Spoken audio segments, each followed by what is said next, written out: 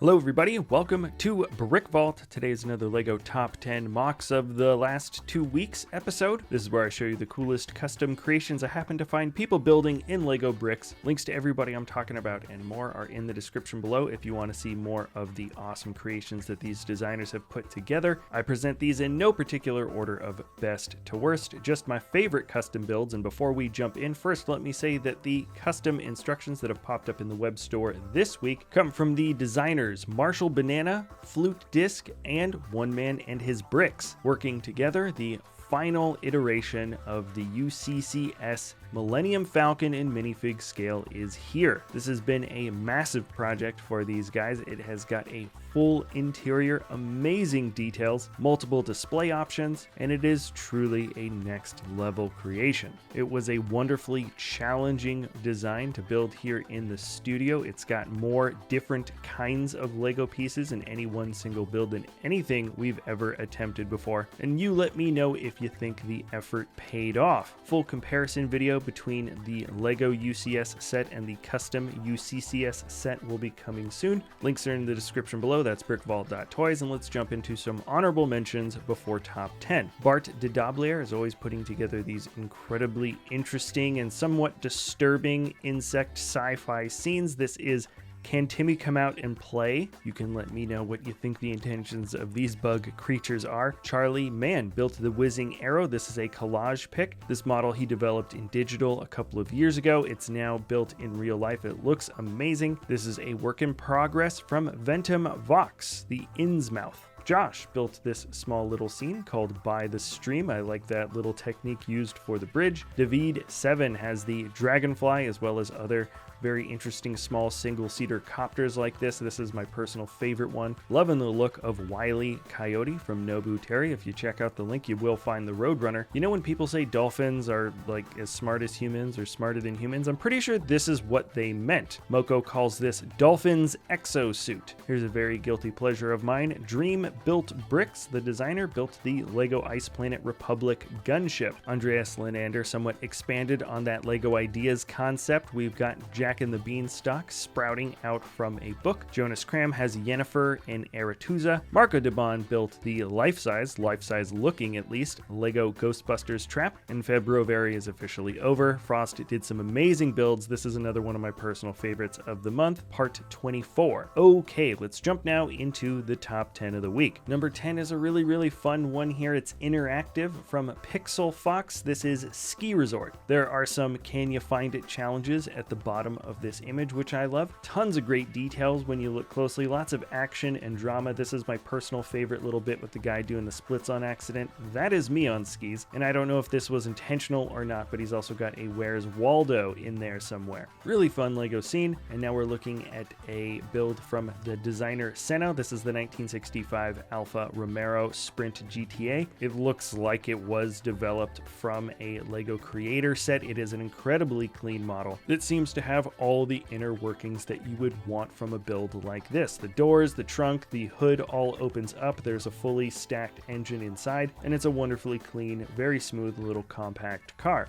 We're now jumping over to a designer I haven't seen before. This is Fukutaku 10, and the title here is Dragonlord. This is a wonderful pixelated kind of style of building. This designer has a very consistent stylistic choice both with the texturing of their designs as well as an extremely competent and thorough understanding of color and composition. This dragon looks incredibly animate, but if you go through their larger Instagram stream, you will see a very consistent and confident build style. This is just an excellent model. And now we're jumping over to number 7 from the builder Ilya T. This is the Ice Shredder. So it's another rover-inspired build for February. Once again, another Ice Planet themed color combo with an excellent design for a glowing, spinning huge saw blade. The hydraulic details for the arm itself look incredibly clean. The sloped exterior for the brick-built wheels also really smooths out the entire look of this model, and it's one of my personal favorite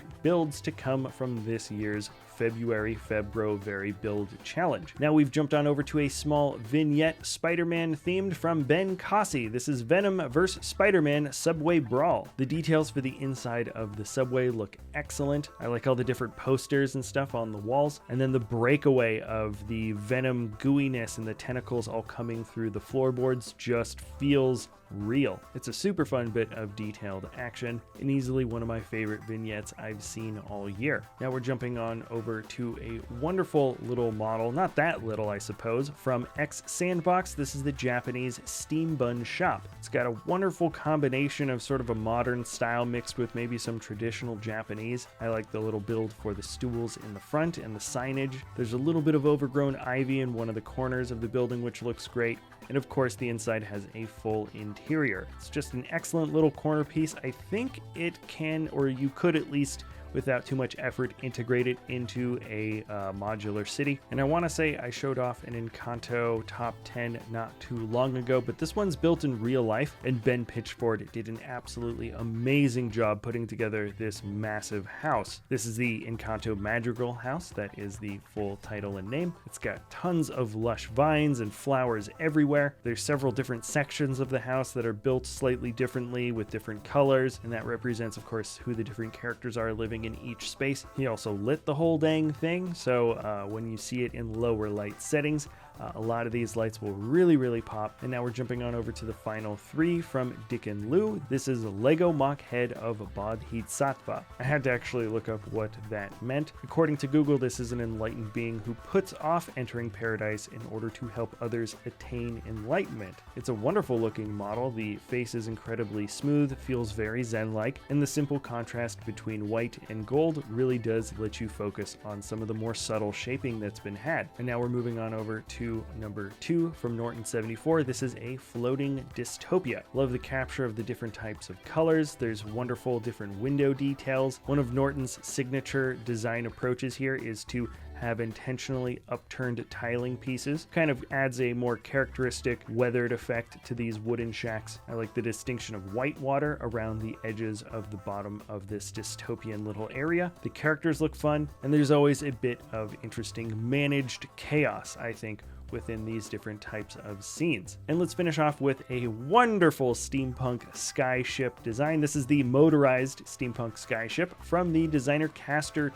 This is as steampunk as it gets in terms of that classic aesthetic. The majority of the model is supposed to be built from wood. It is a classic wooden ship with embroidered gold and just a little bit of that dark green highlighting. There's always dark green within a steampunk design. The funny little cloth wings that stick out on the side add a appropriate amount of flair, and there are just details galore all over the model. This, by the way, is on LEGO Ideas. Anyways, that is it for my personal favorite top 10 MOCs of the week. Let me know which ones were your favorite. Remember, if you have any extra time, it's definitely worth checking out some of these designers that I've linked in the description below. If you enjoy our content, feel free to like, subscribe, comment, share, and we'll see you next time at Brick Vault.